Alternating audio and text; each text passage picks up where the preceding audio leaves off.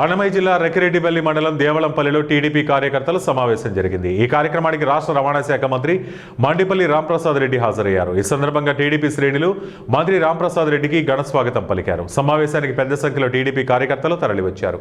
YCP రాష్ట్ర ప్రధాన కార్యదర్శి మాజీ ఎమ్మెల్యే గడికోట శ్రీకాంత్ రెడ్డిపై మంత్రి మండిపల్లి రాంప్రసాద్ రెడ్డి నిప్పులు చెరిగారు। జగన్మోహన్ రెడ్డి హయాంలో రాయచోటి నియోజకవర్గానికి ఏం చేశారో చెప్పాలని ప్రశ్నించారు। ఏ విధమైన అభివృద్ధి రాయచోటి నియోజకవర్గంలో జరిగిందో చెప్పాలని ప్రశ్నించారు। నేనున్నా నువ్వున్నా ఇంకొకడున్నా కొన్ని అభివృద్ధి కార్యక్రమాలు అనేటివి మన ఇంట్లో పడుకున్నా జరుగుతూ ఉంటాయి। కొన్ని అభివృద్ధి కార్యక్రమాలు అనేది మనం ఇంట్లో పడుకున్నా కొన్ని జరుగుతూ ఉంటాయి। నువ్వు లేకపోయినా ఇంకొకటి లేకపోయినా 5 ఏళ్లలో పనులు జరిగే ఉంటాయి।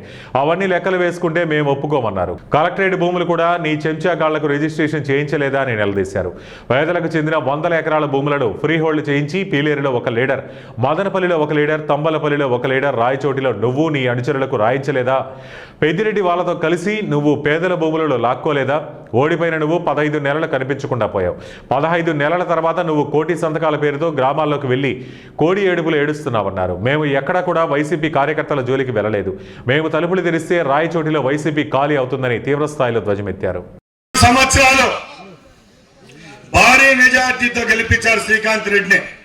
నన్నా 3000 ఓట్లతో గెలిపించారు। ఆయన ప్రతి ఒక్కసారి 45,000, 55,000, 60,000 ఓట్లతో ఆయన గెలిపించినారు। ఫస్ట్ 10 సంవత్సరాలు ఆయా పార్టీ లేదు, మన పార్టీ లేదనా, మన పార్టీ లేదు। మళ్ళా వచ్చే 5 సంవత్సరాలు పార్టీ ఉన్నింది కదా, పార్టీ ఉన్నింది, పదవి ఉన్నింది, కేబినెట్ హోదా పదవి ఉన్నింది। అప్పుడైనా జగన్మోహన్ రెడ్డి హయాంలో రాయచోటి నియోజకవర్గానికి ఏం చేశారని అడుగుతున్నా। రండి, చర్చకు రండి। ఏ విధమైన అభివృద్ధి రాయచోటి నియోజకవర్గాల్లో జరిగినాయి? నేనున్నా నువ్వున్నా ఇంకోడున్నా కొన్ని అభివృద్ధి కార్యక్రమాలు అనేది మనం ఇంట్లో పనుకునే జరుగుతూ ఉంటాయి, నిజమే కదా? మొగుడు చచ్చిపోయినా కూడా పిల్లం ఎటువంటి పెంచితైనా బతుకుతుంది। నువ్వు లేకపోయినా ఇంకో ఆయన లేకపోయినా 5 ఏళ్లలో పనులు జరిగింటాయి। అవన్నీ నీ లెక్కలు వేసుకుంటే మేము ఒప్పుకోం, అవన్నీ ఒప్పుకోం। ఇప్పుడు ప్రభుత్వాలు ఉన్నాయి, పింఛన్లు ఇచ్చాయి, అందరూ బతకచ్చు। నీవు విప్పుగా ఉన్న కాలంలో చీఫ్ విప్పుగా ఉన్నావు, అది కూడా మంత్రి హోదానే। ఆ 5 సంవత్సరాలు ఏం చేసినావు? మొట్టమొదటిగా టెన్షన్గా చెప్పేది రాయచోటి జిల్లా చేసేసిన। జిల్లా నువ్వు చేయలేదయ్యా బాబు।